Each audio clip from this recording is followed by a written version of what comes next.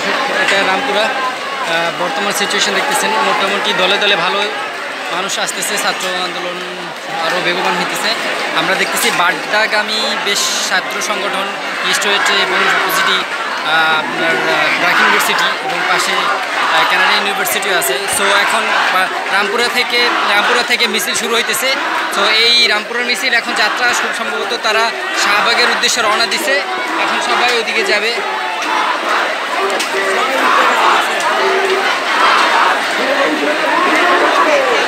তো সবাই এই এখন শাহবাগের উদ্দেশ্যে রওনা দিছে।